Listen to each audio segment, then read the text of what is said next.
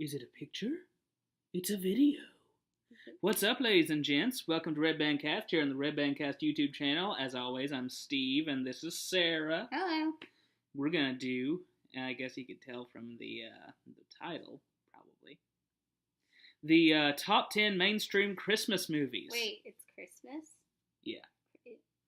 Oh, there's a tree behind us. The tree. That was bad. Yeah, it was bad, but we're gonna leave that in. Dang it. Okay, so we're going to do our top 10 mainstream Christmas movies. First off, let's do a couple of special mentions in there. I have two special mentions because I love Christmas movies.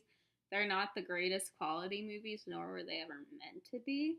Okay, first one is Christmas with the Cranks with Tim Allen and Jamie Lee Curtis, Scream Queen herself. And the reason why I like it is this is my first year seeing it. I've never seen it in any Christmas before this year, and I've watched it on Netflix probably about 7 times already. And I've gotten emotional just about every single time. We're new friends, but we're getting close really quickly. And my second special mention is the movie While You Were Sleeping with Sandra Bullock and Bill Pullman. And it's a special mention for me because it's my mom's it's my mom's favorite Christmas movie. And then a funny story happened the other day was my aunt put up on Facebook that she was watching it. She's like, this is one of my favorite Christmas movies. And then I commented, oh, that's my mom's favorite Christmas movie too. And it's her sister. And then their little sister, my other aunt, commented, that's my favorite Christmas movie too. And I'm just like, you guys need to get together and watch this. So yeah, those are my two special mentions. What's your special mention? Everyone's going to hate me for this, but Home Alone 3. Boo! Okay. I watched this when I was a little kid, during the winter when I was sick, once or twice. I remember renting it from the video store. Very, very fun at the time. I loved the parrot, and I even liked the kid. Nowadays, I haven't seen it in a long time, so I couldn't really rate it or anything, but... It's probably good that you haven't seen it. Yeah, most likely. But when I saw it as a kid, I really enjoyed it. And then I don't really have any more special mentions, but there will be another video counting down Christmas horror movies. And we also have a Christmas TV special video. Yeah. So, let's go ahead and get started into the actual list. 2 minutes and 52 seconds in. Top 10 mainstream Christmas movies. All right, number 10, The Santa Claus. Santa Claus with an E, like a business clause, and that's the main focal point of the entire movie. Because what happens is Tim Allen, who plays Scott Calvin, he is watching his son, who he just divorced from his wife, and things aren't good, and the son, Charlie, doesn't want to be there, and he's like, you don't like to do anything I do, Dad. And he has the most annoying voice ever. Oh my gosh, everyone wants to slap that kid during the movie. Anyway, but one Christmas Eve, he's spending the night at his dad's, and they hear something up on the roof, and they go up there, and they see, oh, there's a guy in a Santa costume, like, walking up on the roof. So he calls to him, and the guy falls off the roof and just kind of, I don't know, it's just magic, just kind of deflates from his costume and disappears. So he finds a card in the suit, and it says, put on the suit, and the reindeer will know what to do. What he doesn't realize is that on that card, there's a Santa Claus, like what we said before, that says once you put the suit on, and if the previous Santa can't fulfill his responsibilities, then you are the new Santa, and it's him fighting, wanting to become Santa, and trying to live a normal life, and things. His kid, Charlie, is like, my dad is Santa Claus, and his stepdad's a psychiatrist, and being like, this kid's sick in the head, and it's just... It's a cute movie, but yeah. It's not upper echelon. As far as, like, I don't know, a lot of technical stuff goes, I mean, I don't know, it's your average movie, really. Your average, like, what, late 90s movie? 1994, I think. Oh, mid-90s. Okay. Mid-90s. Interesting. But it's your basic mid-90s movie, kind of... just that sort of style. It was always on the previews for the Disney movies on VHS tape. It was. And I had it on VHS tape as a kid. Mm-hmm. In fact, it's probably still over there in the VHS cabinet. But it's and it's a fun movie. It's definitely one that I think everybody should maybe watch once or twice. Maybe once or twice every few Christmases. I would say once. Yeah. However, I've already watched it twice. Oh wow. Yeah, the sequels aren't too bad either. They're not all right, but some sequels aren't that great. The second one's okay. The third one, oh, no. Yeah, I don't like it. But then again, this entire countdown is our opinion, so we can say whatever we want. Yeah. Okay. Tim Allen's a transsexual hooker. Not really, but that's our opinion. Okay. My opinion. Okay. Anyway. Let's go to number 9, which is White Christmas. White Christmas, the classic from probably the 1950s. I don't know the exact year. But the storyline is like after World War II, and these two guys who met during the war, they were in the same like army battalion section. I don't know military terms. They were in the same group fighting the Axis powers. And after the war's over, they formed together and put together like a musical review, and and they meet these two girls that are sisters, and they're blonde and pretty, and they put on a show, and it's your typical like 1950s movie where there's the main focal point is like show business and putting on musical numbers, and it does have fantastic music and dancing and singing, and storyline's cool too. Yeah. Really well written. The music in it is all really, really great. Mm-hmm. The actors are good. It stars Bing Crosby, Danny Kaye, Rosemary Clooney, and Vera Ellen. Yeah. And, oh man, what else? Oh yeah, there's one thing about it. It's in that sort of early Technicolor kind of color, which is really makes like the reds and stuff pop. There's like a whole dance sequence where there's like red accents everywhere, and then at the end they're like wearing Santa costumes and like red dresses, and it looks really pretty. It's really good, and like I don't know, this was the first time I ever watched it this year, and I already really like it. Pretty funny, very good dance and musical numbers. So, yeah, definitely something that I think everybody should watch, maybe once every Christmas. Okay. So this next one, we're going to preface this that we're probably going to get a lot of hate for ranking this movie so low. But, again, this is our opinion. What was it? Elf. With Will Ferrell. And everyone's like, how dare you put the greatest Christmas movie at the bottom of the list? Sorry? There are other movies we liked better. Yeah. I don't hate it. It's just...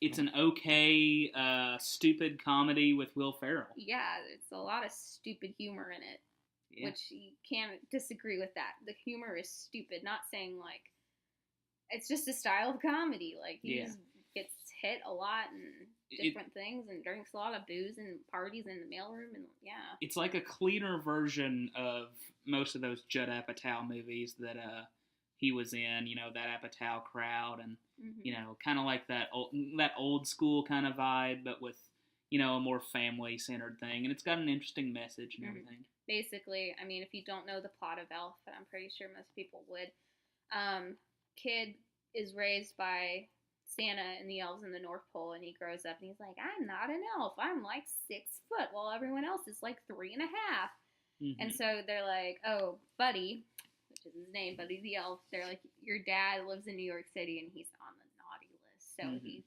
goes to try and meet his dad and his dad's family and save Christmas. I don't know. And James Caan's his dad, and I really like James Caan as his dad. But then again, I like James Caan in pretty much everything. And Zooey Deschanel's in there, and she sings songs. Yeah, she can sing. She's blonde. I don't like her as blonde. She can sing in this movie. I don't know. She can in real life. Can sing one song. and maybe one of the best things about it is like really good sight gags. Like when he's in the North Pole, they've got all these like small toilets, and he's having to sit on them. And then he gets to New York, and he's like peers over the stall into the next one. He's like, "Have you seen these toilets? They're huge." And then of course, like he gets attacked by. I think he gets attacked by a raccoon at one point. I think it was a raccoon. anytime there's a raccoon. Anyway, let's move on to number 7, which is Polar Express. Have you seen Polar Express? I've seen most of Polar Express, and I read it. They read it to me a lot as a kid in school, 4th grade in particular. I love Polar Express. It's filmed entirely in that. Is it CGI?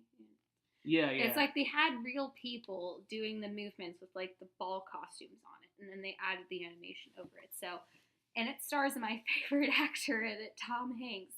Basically, it's the Magic Train. I love trains. Mm-hmm. You can attest to this. He was so kind and waited like 30 minutes in line for a train at a Christmas event we went to. 45, I think. You weren't supposed to say that. It's okay. I love trains, and basically it comes by and takes kids to the North Pole to see Santa on Christmas Eve.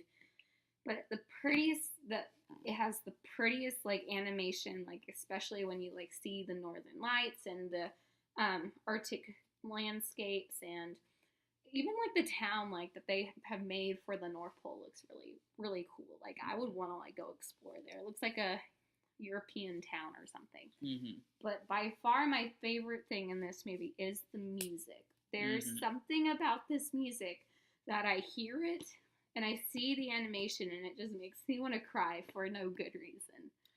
I feel the same sentiment. I love the music in that movie. Yeah. That's by far the best thing about it. It's just fantastic. And Tom Hanks, because he plays like 90% of the roles. I want to say he plays the conductor, he plays the ghost guy, he plays Santa Claus, and I think he also plays the kid's dad too, the main boy's dad. So he plays at least 4 characters in there. It's really interesting. Yeah. One of the better animated Christmas films, let's say. And then number 6 is a personal favorite, Muppet Christmas Carol, which I think is possibly the greatest version of the Christmas Carol that's ever been produced in film. Okay, you take Muppets and you take a serious story like the Christmas Carol and you put it together and you get something pretty amazing. It's hilarious. And basically, it's the Christmas Carol and it has Michael Caine. That's the guy's name. Yeah, Michael Caine. Yeah, Michael Caine as Scrooge, and then it has like Kermit as Bob Cratchit, Piggy's his wife, and it has Gonzo and Rizzo. Gonzo plays Charles Dickens, and he and Rizzo are just walking. Rizzo's just Rizzo. And they're just walking around narrating the entire film, and they're there for a good comic relief during the scary and sad parts. Mm-hmm. It has really good music. The acting is really, really funny. I think it's a good crossover, bringing the two together. And it's relatively dark for a Muppets movie, too. Yes. Very dark for a Muppets movie. Okay, I was in the play, A Christmas Carol, when I was in 7th grade, and I played the Ghost of Christmas Yet to Come, and I got to wear a Grim Reaper costume.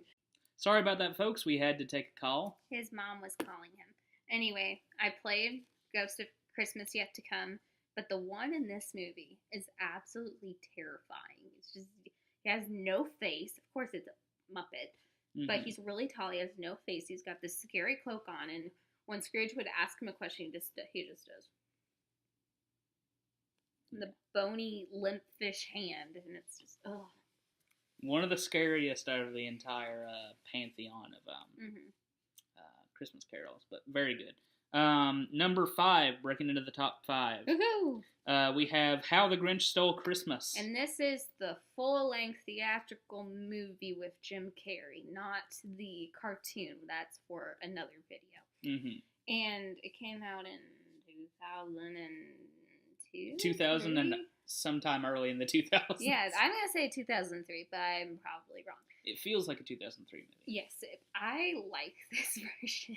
Mm-hmm. I like having more of a backstory to the Grinch than what Dr. Seuss gives in the book. It's a nice adaptation and a nice thing.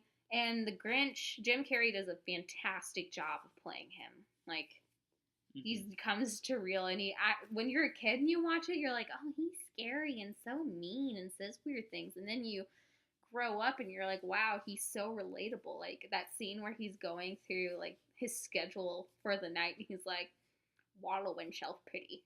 well, I can't miss that again. And then I'll just stare into the ceiling and slowly slip into madness. Dinner with myself. It's just things like that. You're just like, oh my gosh, I grew up to be the Grinch. Yeah. And then, I mean, I think my biggest pet peeve with that movie is the little girl. Mm-hmm. I'm sorry, Cindy Lou Who kind of gets on my nerves. Well, what's her name? Something Momsen. Taylor Momsen. She's insane anyway. So, anyway, she does a good job, but she's annoying. Like the kid in the Santa Claus. Yeah. Honestly, like, as for me and my opinions about this, as like a really big Boris Karloff and like original How the Grinch Stole Christmas fan, like as a big fan of that, you know, obviously it doesn't hold up quite as much as the original does, but it's a reasonably good film adaptation, and I think it's a lot better than something like freaking Cat in the Hat, which was basically a rip-off of this movie. Yeah. But, yeah, I like it quite a bit. My dad loves the movie. Does he really? Yes, my dad loves How the Grinch Stole Christmas. Oh, yes.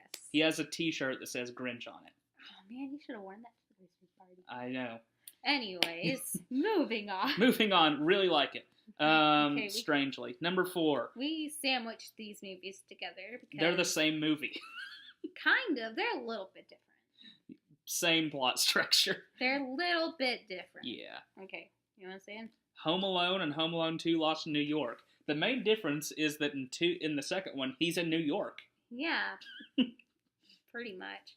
But basically Kevin McAllister in the first movie gets left behind by his family when they're supposed to go to like Paris for a Christmas vacation.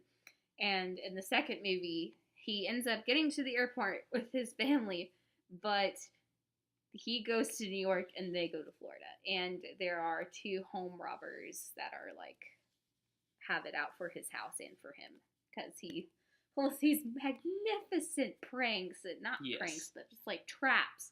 And it's funny. And there's like a whole drinking game, like take a shot whenever like the 2 guys should have like died or at least gone to the ER. Yeah. Fantastic, hilarious from top to bottom, heartwarming, especially in the first one. Mm-hmm. The first one, I don't even know the guy's name, but one of my favorite like little known character actors is the old man across the street. Oh yeah, whatever his name is. We like him. Yeah, nice. He's so fantastic, and it's one of my favorite moments from any of the movies is when they're together and talking about stuff in the church. Mm-hmm. It's fantastic. Man, I was gonna say something else. It has really good music because it's John Williams. Oh, freaking John Williams. Yes, and I have a story about this. When I was a kid, like a really little kid, you know, like you have misconceptions of like things that you think that's what they're called, but it's really not. I was watching this movie with my brother, and I had to have been like 6, 7, I don't know. And it's the scene like when he's walking home like from Santa's house, and he sees like all the happy families, and he's like, I want my family. And I just say out loud, oh, poor Home Alone. I thought the kid's name was Home Alone, and my brother was like, that's not his name. His name's Kevin. I know now. I love her. Did not know it then. I love her. Okay. Really quick, awesome fact about it is that Joe Pesci was filming this at the exact same time he was filming Goodfellas. Oh. And he kept getting the characters mixed up in his head. Oh no. So one time he's on set and he's like lifting little Kevin McAllister up. Macaulay Culkin. Yeah, up to like, you know, do whatever to him. And he screams like, I'm gonna kill you, you little mother! And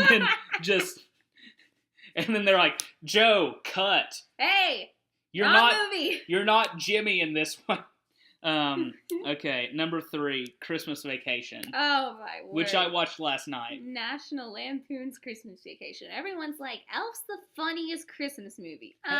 No it ain't. Have you seen this movie? Have you seen this one? This one is just so much comedy from the beginning to the very end. Mm-hmm. And it's just like the Griswold family and their time during Christmas, starting from like December, I don't know what date it starts on. Like a few days before Christmas to like Christmas Eve. And there's just so many gags in there that it would take like an hour to talk about all. Merry Christmas, crappers fall. Which is the favorite one, at least. Is Cousin Eddie your favorite character in that? I love Cousin Eddie so much. I tend to gravitate towards any quirky old lady in a movie or a TV show. So Aunt Bethany is my favorite one. So they're like sitting at the table and they're like, Aunt Bethany, you're the oldest member here. Ask the blessing. Or say grace. And she's like, Grace? Grace passed away 30 years ago.